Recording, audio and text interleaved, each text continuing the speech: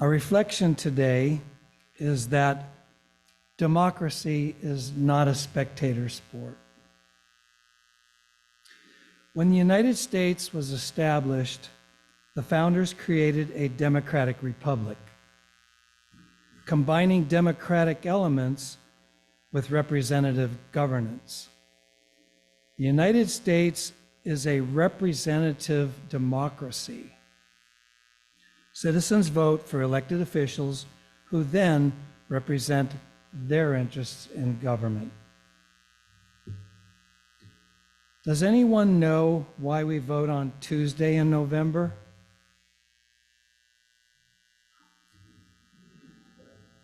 The answer stems from the agrarian makeup of 19th century America.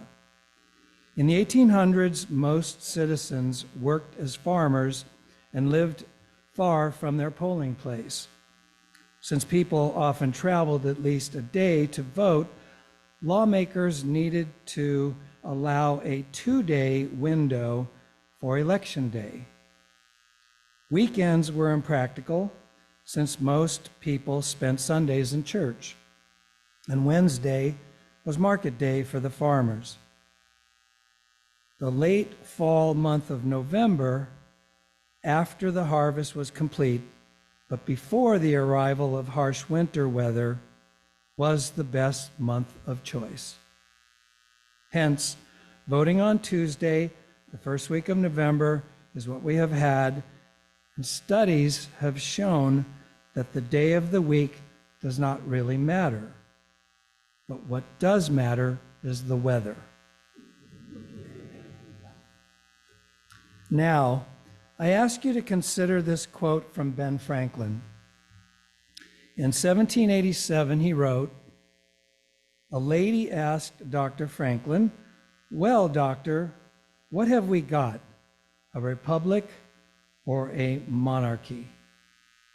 'A republic,' replied the doctor, 'if you can keep it.'" I'm now going to share excerpts from Unitarian Universalist Reverend Cecilia Kingman, who clearly aimed to jolt people out of their comfort zones when presenting her Berry Street essay at the Unitarian Universalist Ministers Association gathering in Pittsburgh in June of 2023. Reverend Kingman said, "It is vital to understand that we are past the point of voting the fascists out." She is currently in a doctoral program studying the church's response to authoritarianism. She observed, quote, "We have entered an era of violent civil conflict," emphasizing the need for strategic and collaborative nonviolent organizing. For at least 7 years prior to the attempted overthrow of our republic on January 6, 2021, experts tried to warn us of imminent threats, but they were largely ignored or branded as alarmists. This treatment continued even after Donald Trump launched his presidential candidacy in 2015, operating straight from the authoritarian playbook, invoking a mythic past like "Make America Great Again," which is number one on the list of authoritarian tactics that Reverend Kingman reviewed in her presentation. Trump himself makes clear that if elected in 2024, he will oust any civil servant more loyal to our nation than to him. He openly calls for, quote, "the termination of all rules, regulations, and articles, even those found in the Constitution, which has kept him from illegally retaining power after losing the 2020 presidential election." Now, the Unitarian Universalist Association has long worked to defeat racism, homophobia, transphobia, and other forms of oppression. We work to dismantle minority rule and violent threats to democracy. Increasingly, we are compelled to directly confront the F word, fascism. We see little hope of developing an effective plan to action to cure any societal disease until we diagnose the problem accurately. So addressing the threat in plain language is a prerequisite for shrinking it. Reverend Kingman's emphasis on authoritarian tactics and the need for organizing beyond electoral politics is crucial. We are not battling a coherent political agenda, but a reactionary portion of society intent on seizing and holding power for its own sake. The purveyors of fascism overwhelmingly are white, patriarchal, opposed to freedom of gender and sexual orientation, overwhelmingly, and profess to be people of faith, often invoking Christianity to justify their claim to privilege.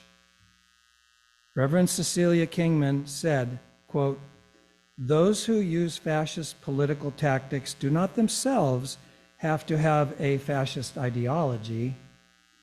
When it is used by those in power, it enthralls increasing numbers of people into true believers." End quote. Reverend Kingman noted that fascists choose a vulnerable group in society to scapegoat and attack first, and assess how to move forward in grabbing more power based on how society responds. The persistent work by the UUA's Side with Love and our partners to defend our transgender siblings from attack is rooted first in our core values of respect for their human rights. Kingman stated so clearly in her Berry Street essay, "They will not stop without our trans siblings, and the poor and or disabled. Fascists will see what the public allows and will move to control increasingly broader categories such as queer people, immigrants, women, anti-fascists, liberals, etc. Enemies of democracy have their regressive vision for our nation, which involves white patriarchal hierarchies across politics, business, civic society, and even family lives, essentially reversing decades of progress toward becoming a more just nation. So, what can we do? Considering what Reverend Kingman has brought to light, UUA's Side with Love team is developing concrete organizing responses that organizations can take to counter fascism and build democracy in their own communities and beyond. Reverend Kingman challenged us to examine our own lives and our faith. Quote, "Our faith tradition is rooted in historic hierarchies, the very hierarchies that fascists seek to protect and restore." She added, "We have a lot of work to do to dig out the roots of this evil." She noted the debate over adding an eighth explicitly anti-racist UU principle, revealing that our own faith struggles with attitudes that reinforce white supremacy and oppression. As a white male, I have gone through this transformation with this myself fairly recently. So, the voting rights strengthens American democracy. There was a slide with President Johnson signing. He signed into law August 6th, 1965, into law the Voting Rights Act, the VRA, one of the most important and effective pieces of civil rights legislation ever passed. For almost half a century, the VRA helped to secure and safeguard the fundamental right to vote for millions of Americans, allowing all Americans to make their voices heard. In June of 2013, the Supreme Court's disastrous decision in Shelby County versus Holder gutted a key provision of the Voting Rights Act of 1965, the nation's most important and effective civil rights law. Freed from federal and judicial oversight now, many state and local governments have seized the opportunity to pass legislation to restrict ballot access, including new voter ID requirements, shorter voting hours, registration restrictions, and unnecessary voter roll purges. Worst of all, it's been 6 years of congressional inaction. Voting rights are in danger once again. Unitarian Universalists for Social Justice issued the following statement on September 19, 2023. Federal legislators reintroduced the John R. Lewis Voting Rights Advancement Act of 2023.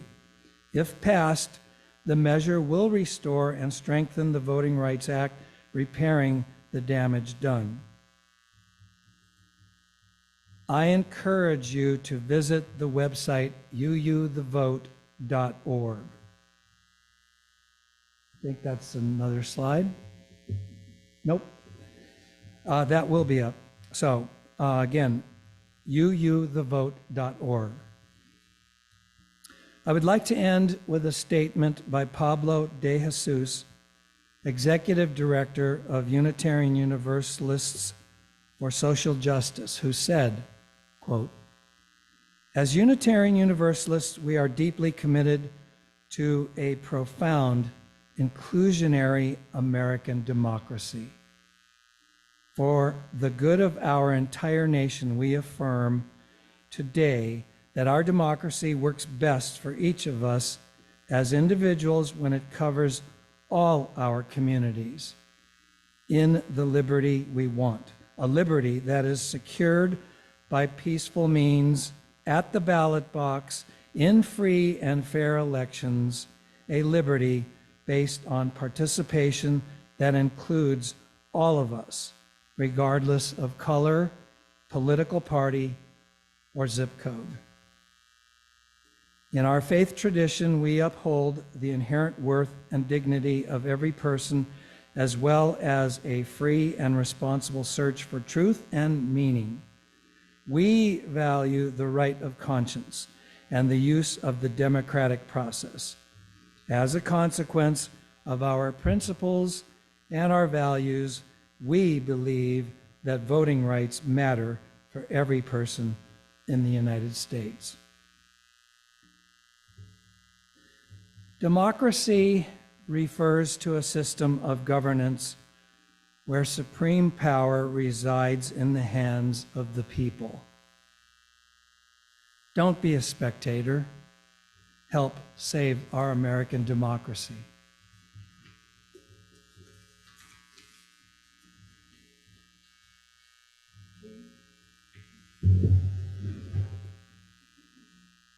Yes. Janet, you don't need this. I'd like to introduce Janet Rickman. Thank you very much for coming today. As you can see, she is the co-president of the Butte County League of Women Voters and board member of Chico Housing Action Team Chat. So thank you. Good morning. Can you all hear me? My husband is there. He's going to let me know when my voice fades. I want to open with a question, and if you're comfortable answering, please do. How many? Raise your hand if you're registered to vote. Look at that. All right. In contrast, that was almost everybody in the room, I think it was. In contrast, last month, my league colleague Carol Burr and I met with students at Butte College in a government class. The subject was the importance of voting, like today, along with an introduction to the league. When we asked for a show of hands of how many people were registered to vote, about half of the 20 or so folks raised their hands. When we asked how many had actually voted, fewer than 5 signed yes.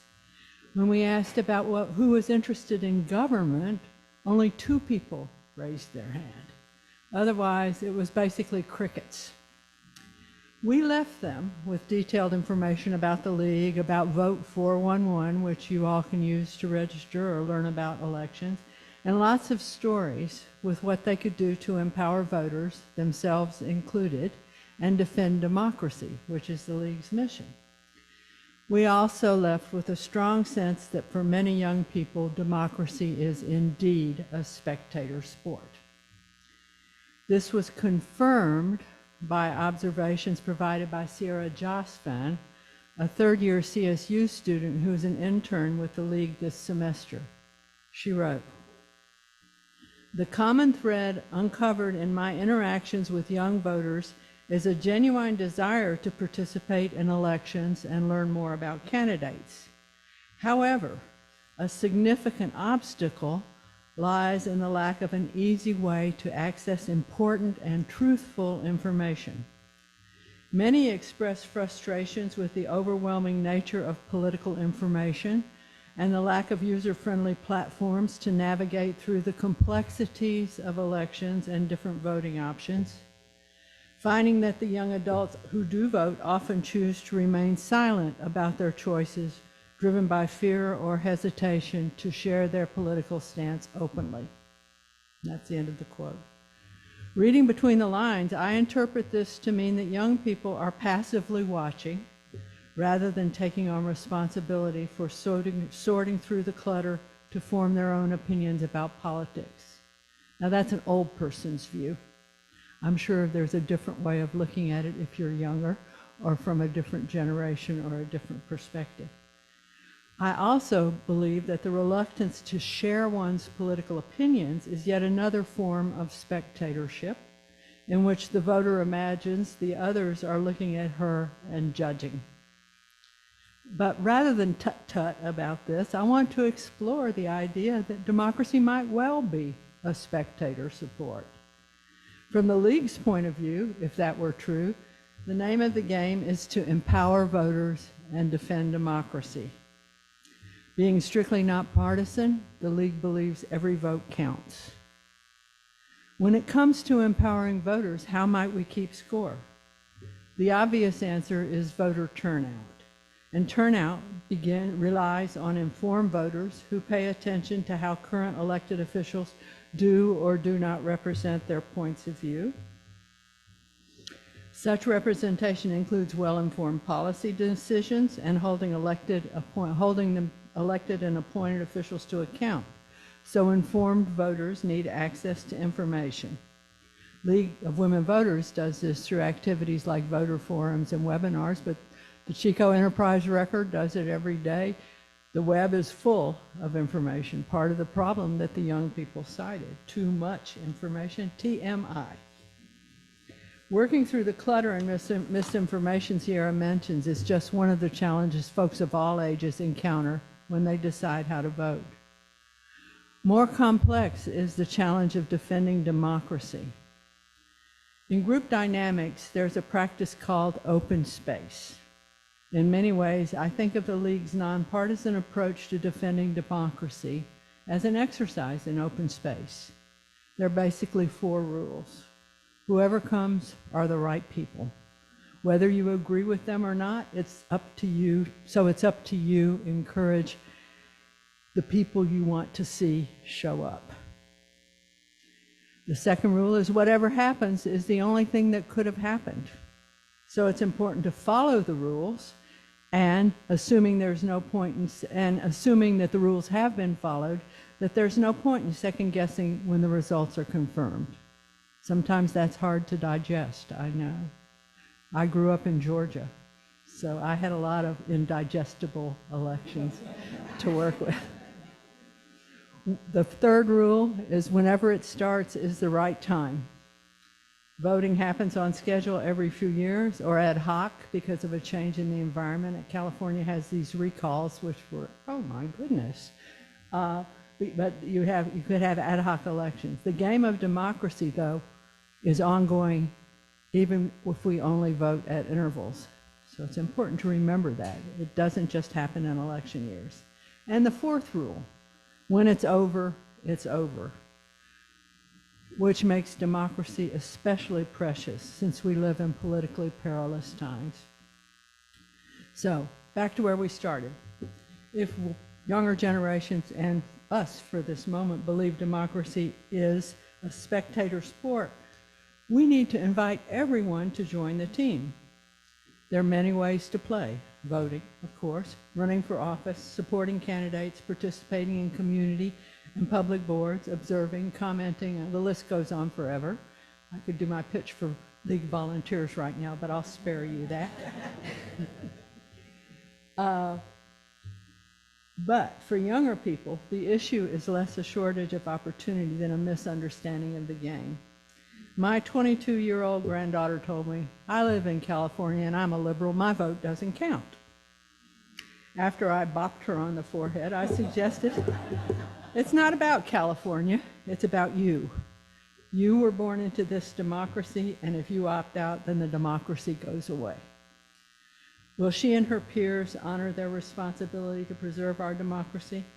How many conversations and grandparently bops on the head will it take to move younger voters out of the spectator seats and into political action? How do you convince these spectators they have a stake in the game? To see how this might work, take a look at youth sports. Here in Chico, we have youth sports leagues for everything from football to baseball to golf to track to soccer to sports I've never ever heard of. The playing starts in high school and continues through college, and even into my son-in-law in his approaching 50 plays youth sports or soccer. So parents volunteer to help with coaching, bringing snacks, supporting teams financially. Parents, grandparents, schoolmates, and whoever show up at games and cheer on their proteges. Local businesses sponsor teams. There's a whole industry out there designed to help athletes transform their high school sports experience into a college commitment. Imagine a community-wide effort to engage young people with democracy. Not just mandatory government courses in schools and college, not just the clutter of messages available on every smartphone. Making meaning takes more than one-way conversations where students get talked at and then get a grade. I'm sure there are many causes and possible solutions to this wicked problem of spectatorship. And I'm sure that each of us has something he or she can do to make the game interesting to the young people we know. Those of us who believe in democracy must go beyond being a spectator of the sad disengagement from politics that plagues our society today. Thank you. And now, it is my pleasure to introduce Marty Dunlap, who is the Queen of Purple today.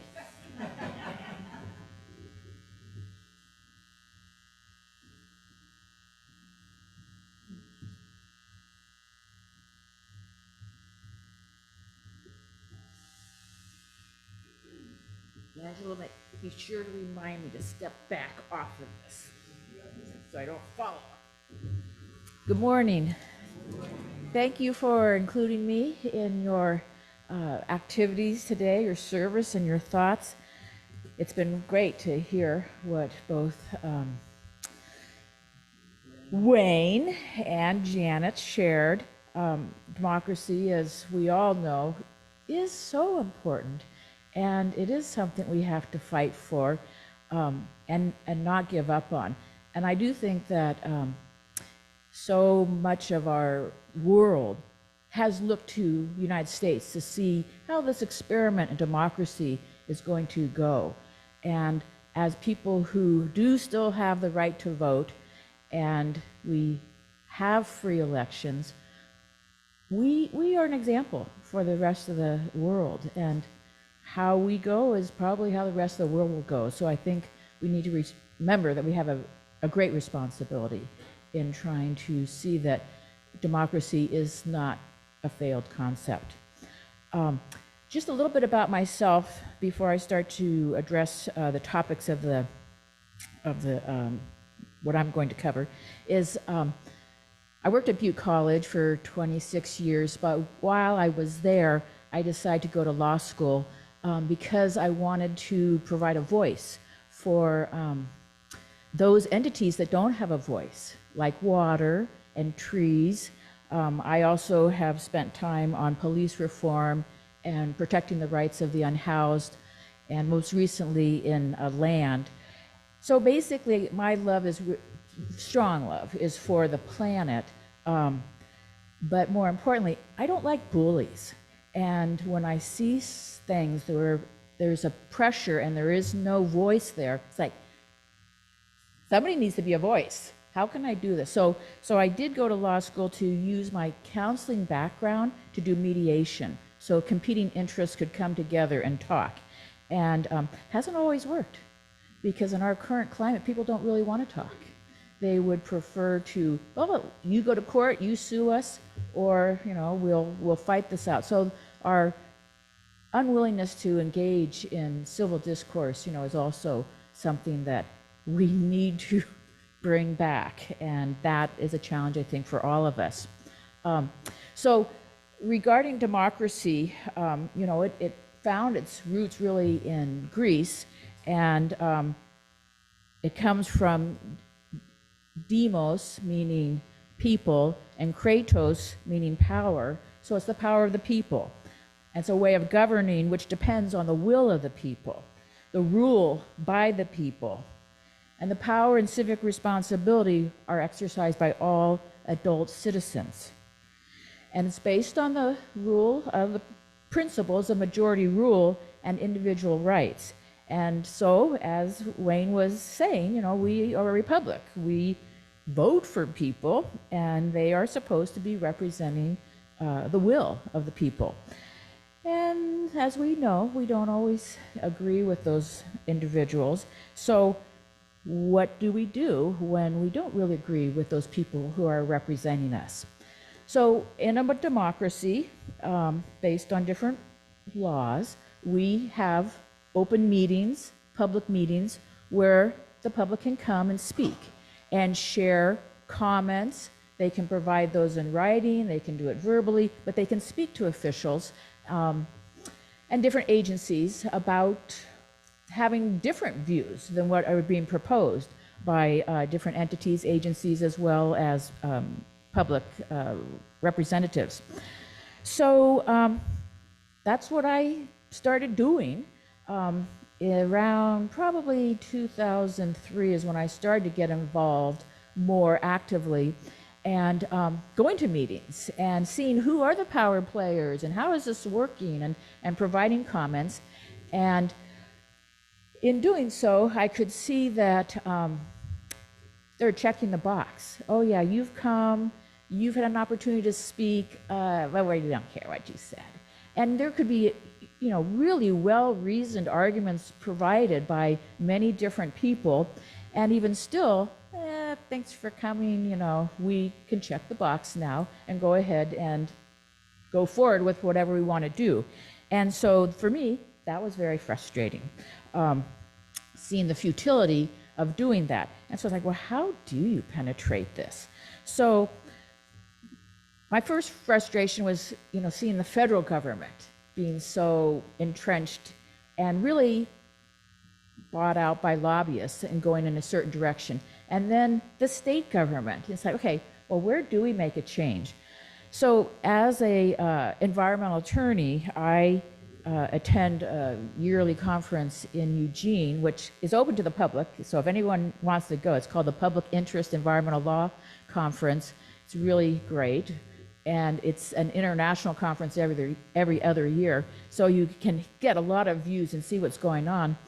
But I was listening to a presentation by this lawyer from Pennsylvania, and this was at a time when fracking was becoming so dominant in our country, but definitely in the state of Pennsylvania.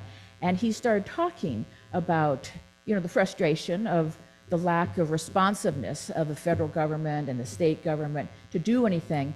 And he started talking about public intervention. And of course, this is then direct democracy.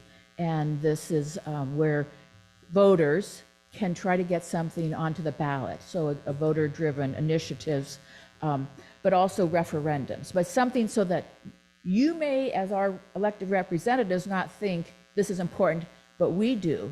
And so with enough signatures, we can get things onto the ballot. So then we can see what does the public at large feel. And it's not just a select group of people who are voting.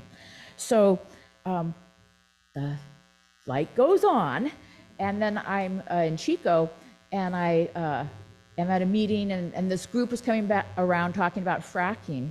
This was in about 2012, and I saw a friend of mine across the way, maybe some of you know her, Pam Larry, and she got a voter-driven initiative about GMO labeling on the state ballot. It failed, but it's like, we can work together, we can do this. And so I got involved in writing an initiative for fracking for Butte County, and could then see, and working with a group of people, how it's possible to rally people to work together and then give us an opportunity to have a say without having to depend on a legislative body to do something. So with initiatives, just so you know, 24 states in the United States have the ability to have an initiative, and 23 states have the ability to have referendums. And also, in case you don't know, there is no referendum or initiative process for the federal government. It's only within an individual state. We have this ability to get something onto the ballot ourselves. So, so I got involved with the fracking initiative, and these things take time. We started working on this in 2013, brought a group together, started training people to gather signatures, and we did get enough signatures, though it was challenged. The Western petroleum industry, you probably know how money talks. And our Board of Supervisors in Butte County actually passed they passed a anti-fracking ordinance, and then the Western petroleum industry started applying pressure, and they pulled that back and rescinded this ordinance. So we went ahead, and now we have our initiative. We had the number of votes that you need, the signatures signatures to get it onto the ballot. And once again, the Western petroleum industry was putting all kinds of money into our county to defeat this. And it's like, why are you doing this? But obviously, money doesn't like to be stopped by democracy. And so it's a really important point that we always realize that we need to provide some balance, and sometimes it is that financial support. We were successful, though, in the fracking initiative, 72% in favor of having an anti-fracking initiative in Butte County, which we really were so encouraged to see that people were, it wasn't a partisan issue. It's about our groundwater.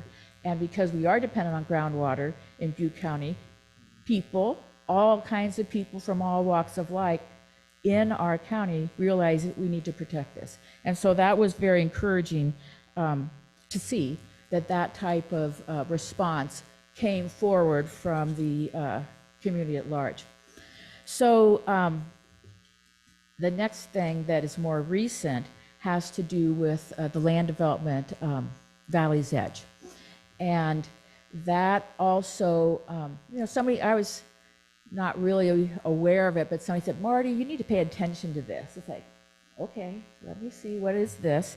And I started working with this group, Smart Growth Advocates, who pays attention to small sprawl and different things that are going on growth-wise. That it's actually a national group, but this is a local chapter. And we started, looking at it and what's going to happen. An environmental impact report came out where people provided all types of comments, both from agencies as well as the public at large, saying, this is inadequate and this isn't sufficient, and what about that, and all the comments. Well, the city council decided, well, we're going to vote that there's overriding concerns. Our needs for housing are so great that we're going to override these different issues that came up in the environmental impact report and still go forward with this. So we started, talking about this. The EIR came out in 2022, and then I started working with the group in April, and then by July we were going, okay, we need to be ready for a referendum. So a referendum, an initiative is to propose a new law and get it onto the ballot. A referendum, on the other hand, is something that you want to either approve or reject laws that have already been passed. So we started, talk about it and how do we want to go, and even though I, have a background in law, it's like, I think we need to hire a separate law firm because this is just too big of a deal, to lose. And just so you know, as I started to do research to go back in time and look at my files on the fracking initiative, I could feel the anxiety coming up. It's a lot to get involved. And so I want to encourage all of you to not think that when you take something on, even as a volunteer just going around to your neighbors, it takes courage. Sophia's right, or her, actually the cookie was right that I think that might be her uncle or grandfather, gave to her. Courage is a really important part of that. And you just kind of go forward and realize that somebody needs to do this. Why not me? So with the Valley's Edge, with a referendum, you've got 30 days. So hopefully you're not great friends with a lot of our city council members, but in their wisdom, they decided that they were going to put this on the ballot on their agenda rather, on June, I'll get the right month, January 3rd. So people are all distracted, they're involved with the holidays, they're thinking about, other things. And it's their January 3rd, and they passed 4 different resolutions and 3 different ordinances, and it's just bam, bam, bam, this is what we're going to do. Well, the clock starts. You've got 30 days to gather the necessary number of signatures to put something, to stop it and say, wait a second, we want the public at large to be able to decide this. So there's a lot of pressure with 30 days. Now, I do want to say it was the young people that stepped forward. There were, elders that were helping guide it, but the young ones were the ones who came forward. They were the team captains. They were really organized, and they had an inexhaustible amount of energy. And it was so encouraging to see, and they, brought their friends in. And so it was a very important part of the success of the referendum. But we also had paid signature gatherers, and so we did have to pay money to get the necessary number. The paid people got about 20%, but the volunteers got about 80%. So volunteer effort is a huge part of making democracy work. It's not just the elected officials, it's not just voting, it means usually some additional effort to make sure that we maintain the freedoms that we have. So anyway, the clock started, we were successful, we got that in, and then we had a ballot measure and a campaign to run. And so at that point, our organized, training people, having our strategies and fundraisers and donations. But I wanted to let you know, not to be disparaging about having everybody involved, because I do think everybody needs to be involved, but it was a core of 10 people that made that happen. So it doesn't have to be everybody putting in a ton of time, but it does need to be a certain dedicated number of people. So if there's an effort that you are interested in, consider doing that, because a small number of people can make a huge difference. So, with that being said, it's not easy. It does take courage, and you do need to create a little space and time, but together we can make a difference. And so I just want to say, in conclusion, to know that it is possible to make a change is what directs us, connects us directly to our spirits. Thank you.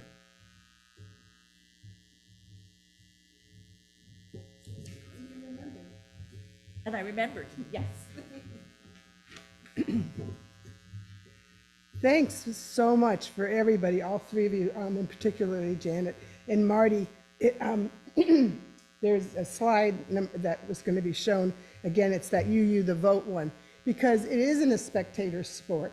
We've heard how every vote counts. We need to get the vote out there, but then there's all this other work that we can do in between, making sure that democracy is upheld. And at the vote, you can do this. So maybe you don't have the courage or the energy or the fortitude to go knocking door to door or starting a campaign, but you can do this. And I have done this. There's all various programs that you can do for this the vote, but it could be as simple as at your house participating in calls. And for the 2022 vote, no, 20 vote, whatever vote, last presidential campaign, let's put it that way, I participated on this, and I made calls to states like Georgia and whatnot. And what we were just calling people to encourage them to get out and vote, right? Because as Janet was saying, every vote counts. And that's what we'd call them up and say, hey, we see you're registered. Are you going to vote? And tell them, and just talk to them about, the important things that are on the ballot. So everybody can do this. So I want to encourage either contact Janet or Marty to find out the next thing that you can do here locally, or participate in this one. Both Joan is working a little bit on it this year, and so is Reverend Catherine. So I encourage everybody to do that. So thank you so much. Let's go ahead and sing a song. How's that?